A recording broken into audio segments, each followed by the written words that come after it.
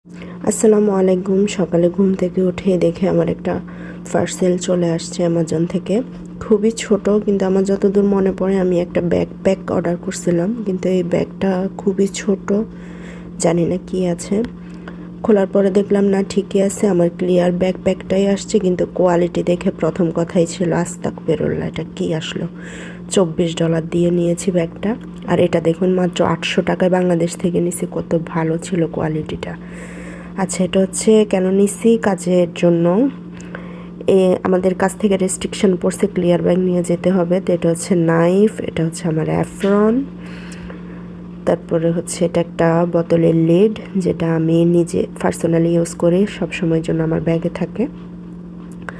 আর এই ছোট্ট ব্যাগটার মধ্যে খুঁটিনাটি আমার অনেক কিছু আছে, যে লিপ জেল, একটা লিপস্টিক, তারপরে একটা তসবি, কাজ কম থাকলে দাঁড়িয়ে দাঁড়িয়ে পড়ি। এটা হচ্ছে একটা মিনি পারফিউম, যেহেতু কিচেনে কাজ করে সব সময় দরকার পড়ে, তো এটা সব সময় আমার ব্যাগেই থাকে। আর হচ্ছে এটা ব্যান্ডেড, তারপর আমার বেজ,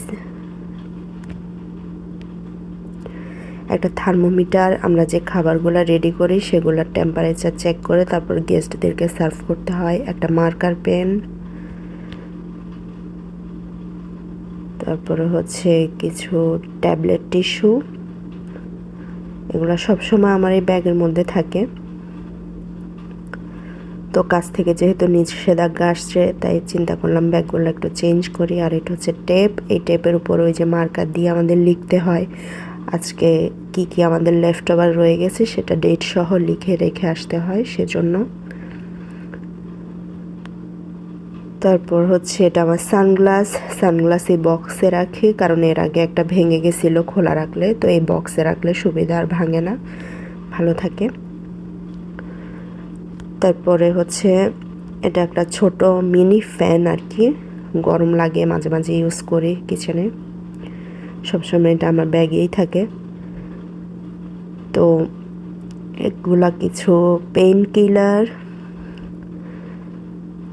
আর হচ্ছে একটা কলম, এটাও আমাদের সময়সূচি লিখে আসতে হয়, কয়টায় কিচেনে ঢুকলাম, কয়টায় বের হলাম, ওটা একটা চার্ট দেওয়া থাকে, ওইখানে লিখে আসতে হয় আর কি। তারপর হচ্ছে এগুলো আমার মিনি বাসের টিকিট, আমি বাসে যাতায়াত করি, সেই টিকিটগুলা সবসময় ব্যাগে রাখি। ও ওদের রেস্ট্রিকশন হচ্ছে আর কি, ক্লিয়ার ব্যাগে আমি কি কি নিলাম, সিকিউরিটি ওইটা চেক করে কেউ, যাতে কোনো ফুড